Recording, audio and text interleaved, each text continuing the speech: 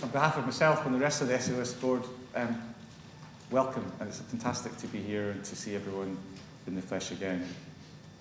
So I'm going to speak about a particular farmer, Matt Waldie, who farms in Fife, and he is part of our Oat Producer Group, OatCo.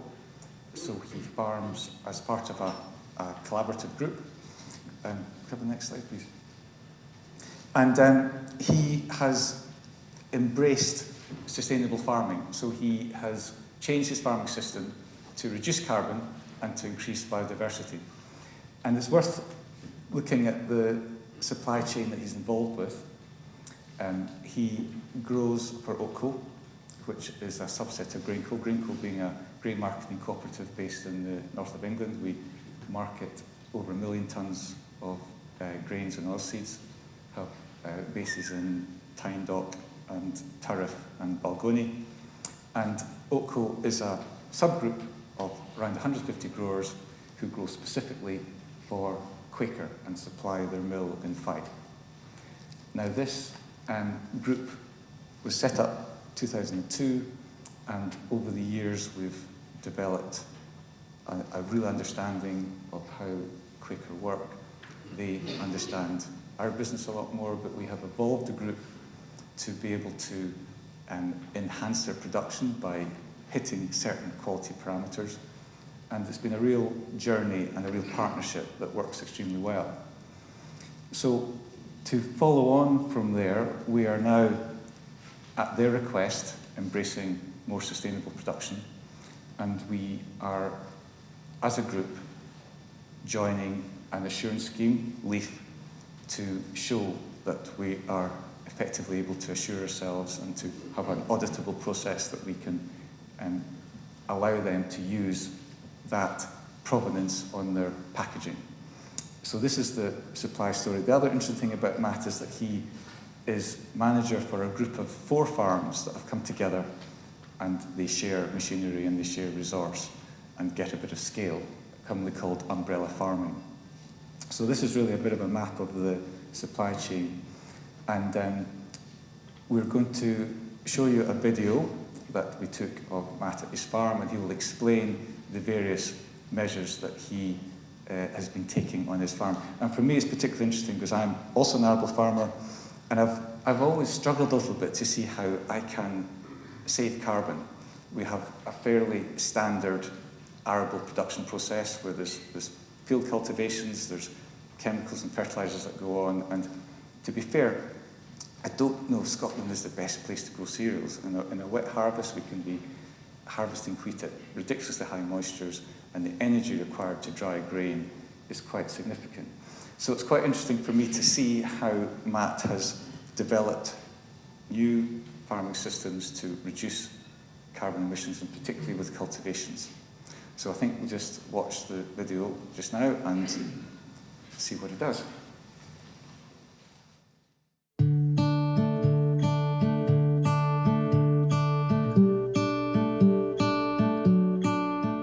Hello, my name's John Hutchison. I'm chairman of SAOS, and I farm myself near Dunfermline in Fife. And today we have travelled to the east of Fife, to West Gilston Mains, to speak to Matt Waldie, one of our oat growers in the OatCo group. And we're here to look at his farming system because Matt has pioneered some more sustainable farming techniques, and we're going to find out a bit more about what he does. Okay, Matt, good morning. It's great to meet you, and thank you for hosting us here at Balcarres Estate. Okay, well, welcome to West Gilston Mains and Forefront Farming. I'm Matt Waldie, and I'm the manager at Forefront Farming. I'm a 4th generation farmer as well from Biscotti, and Forefront Farming is a cooperative of 4 farmers that have come together to utilise economies of scale, share machinery, and kind of benefit from each other's kind of investment in the business. We're interested to hear a bit about your farming system, and in particular what has motivated you to change it from a more conventional arable cropping system. All farms have already done plenty of environmental schemes and are very environmentally minded. Gilston Mains has been a member of LEAF for over 20 years and used to be a demonstration farm. But I think what we were doing on the ground, we realised that we were maybe not doing it that smart, we maybe weren't that efficient. So by using direct drilling and different establishment methods, we've become more efficient as a business, being able to utilise our nutrients better, be able to put these nutrients and pesticides and inputs in the right place to benefit the business more than they were before. We're here in a field of oats that you are growing on contract for Quaker, and I would like you to describe to us how you're growing this crop and tell us a bit about the production system that you have here.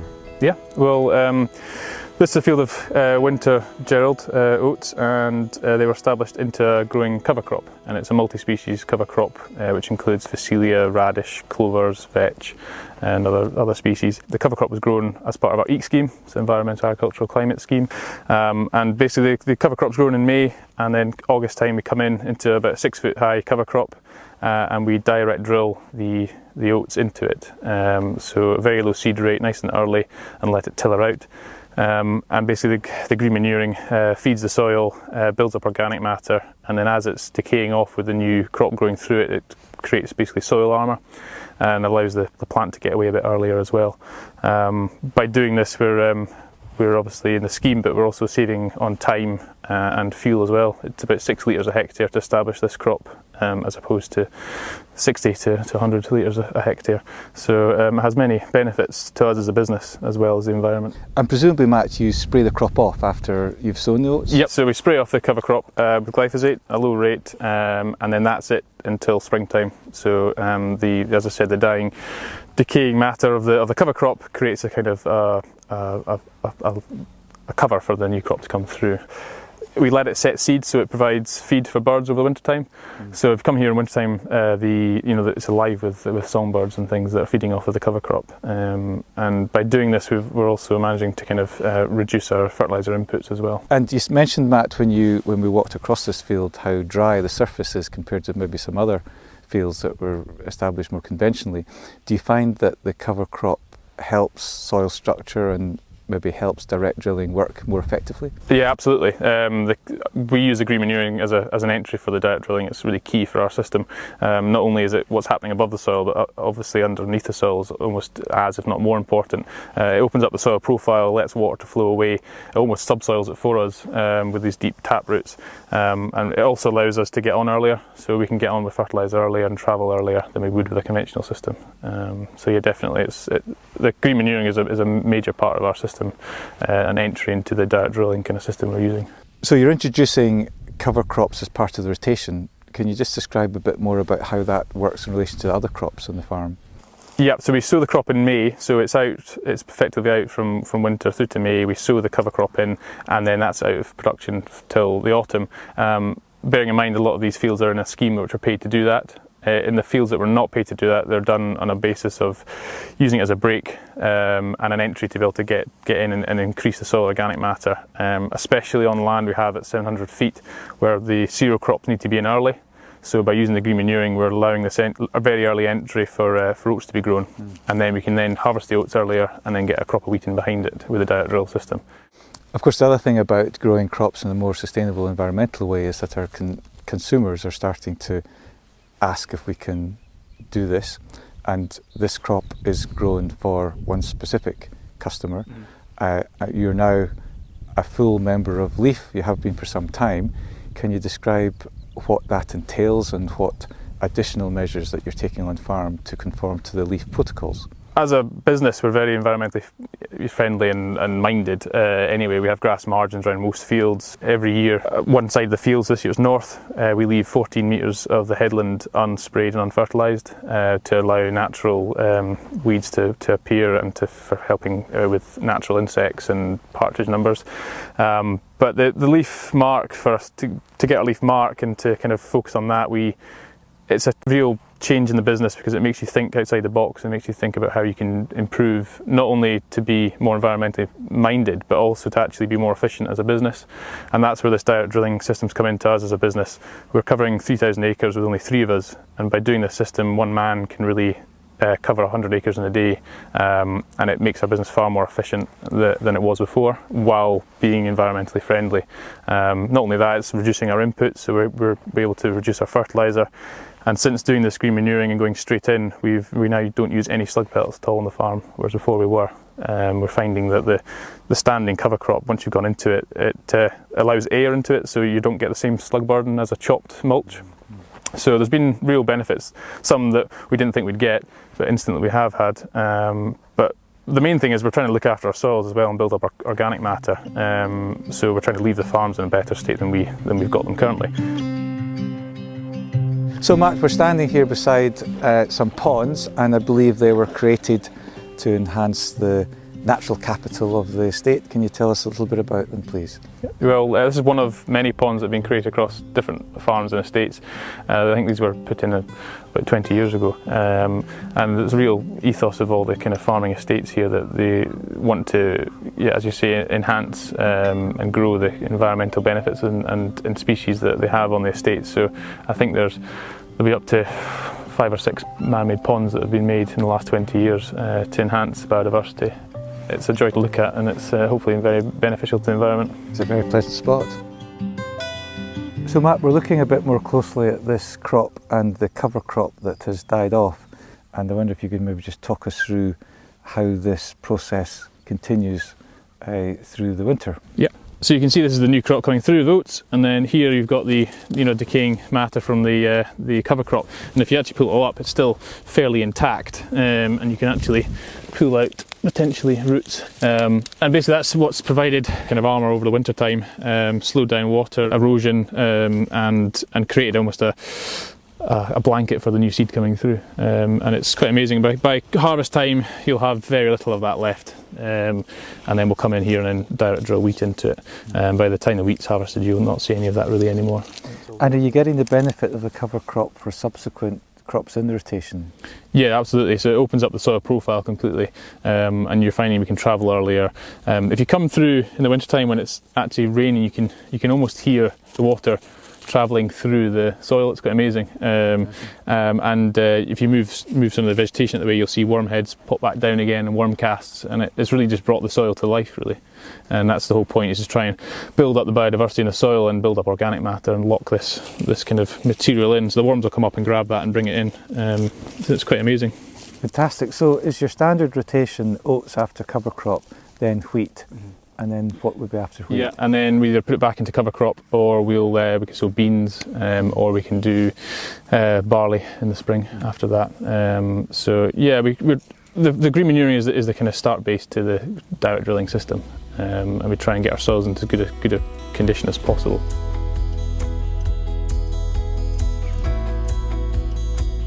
So Matt, we've come down to a more coastal area of the farm, and we're standing beside a lovely looking mob of cattle. Could you maybe explain to us how this mob of cattle integrates into the arable rotation? These cattle are owned by someone else, not by Forefront, but what we do is we use them to graze our cover crops. So in a mob of 300 in a hectare block, we mob graze the cover crops, and then we move them once or twice a day. And the idea is they're utilising the cover crop, but they're also kind of breaking that cover crop down and creating basically organic matter on top. So you're supercharging your soil. They're eating it, but they're also producing manure and then trampling in that trample effect to try and build up the organic matter. And then we go in behind that and we direct drill the same as we do with our cover crops that aren't mob grazed. The cattle are owned by Edward Baxter, and they come down here onto the raised beach at Balcarras for the winter time. So the cattle are outside all year round. And these cattle will be brought up to Gilston to be used in our mob grazing in August time.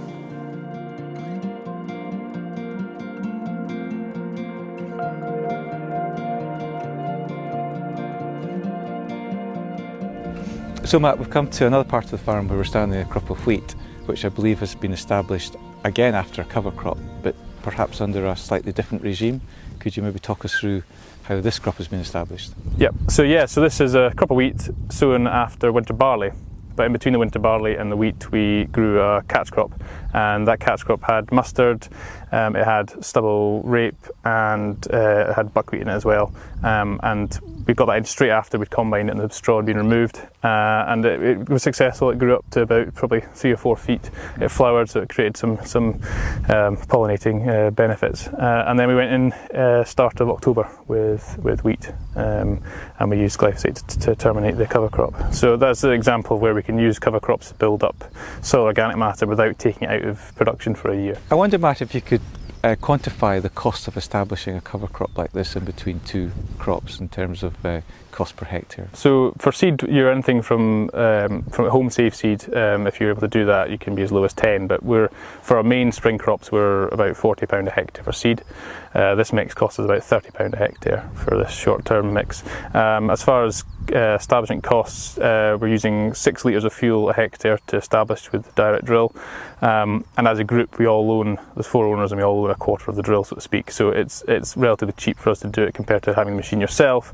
But we charge out about, for winter cover crops, about £50 a hectare to establish them. And that goes up to 70 if you're putting fertilizer in the spout, etc.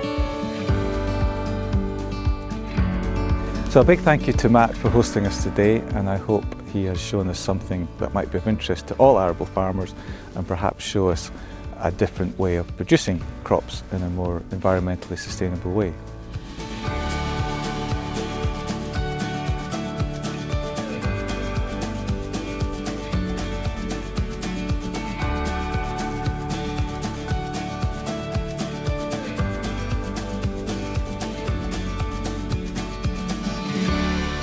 Big thank you to Angus for making that film. I think Matt Spaniels covered the whole of the field when we were doing that interview.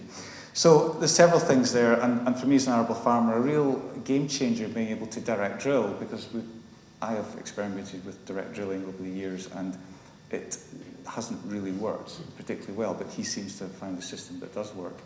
And you heard him say his fuel usage goes down from 80 to 100 litres a hectare to cultivate and to establish a crop down to 6. So it's a real saving in fuel and a real reduction in carbon emissions.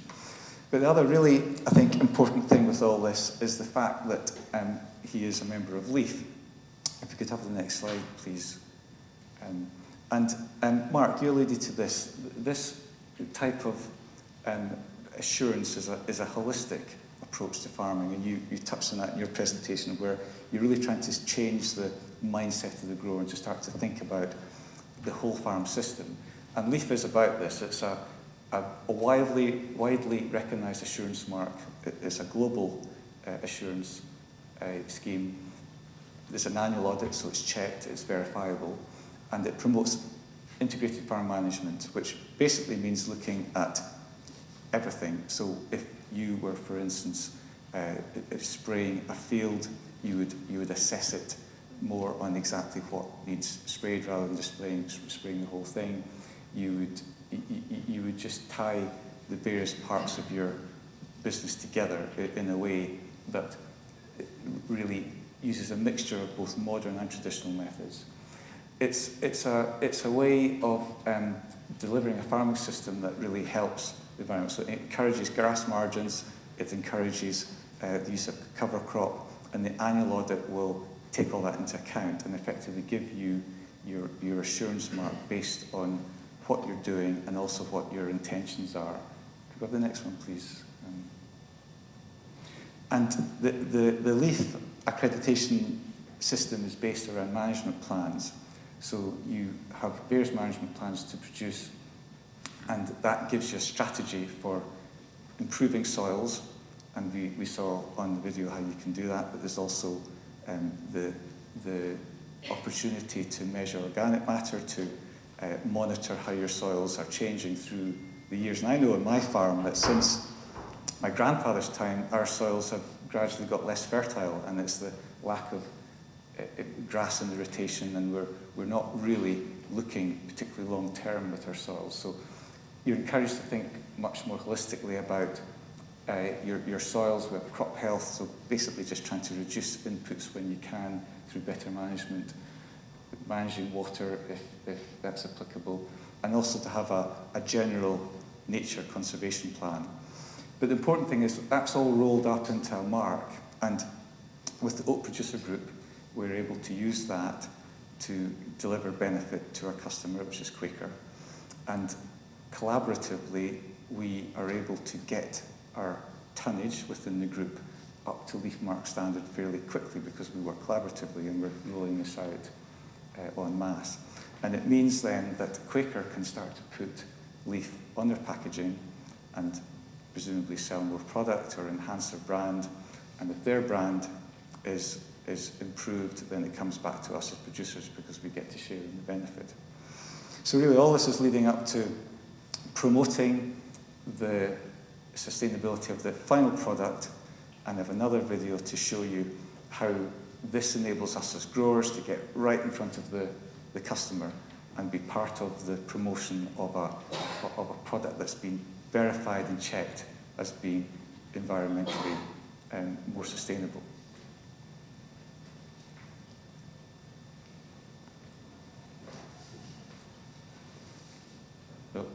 Our greatest opportunities to positively reimagine how we bring our best oats to you. It's part of our Quaker brand promise and our journey to be consistently better. This is beyond sustainability. Quaker oats are extraordinary and proudly planted with more than 300 trusted UK farmers. And now we're delighted to be working with the Leaf Mark II, a leading assurance partner demanding rigorous standards of environmental farming practice. Leaf Mark certified farms are beacons for biodiversity, carbon capture, soil health, water and air quality. This practice helps farms mitigate and adapt to climate change, manage precious natural resources and enhance local wildlife habitats. Our Leaf Partnership will enhance and support that vision. Every year, our farmers have one eye on their harvest and one eye firmly on a healthy future for their fields.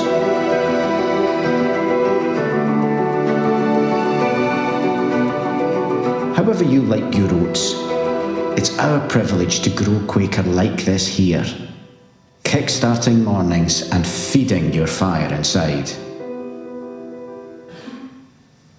Now, I should point out that other oats are available. But it's really, I think, important for our producer group to be able to be part of the promotion to get as close to that customer as possible.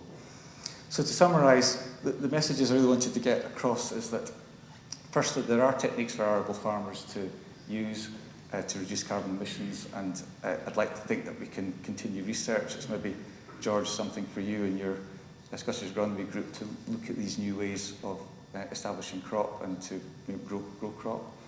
And also that collaboratively we can deliver these benefits to our customer much more effectively. And also we have to have an assurance process that is auditable and trusted, that can give some form of uniformity to what we're doing and to roll it up into almost into a brand that we can use. So really that's all I wanted to say, and I look forward to receiving any questions later on. Thank you.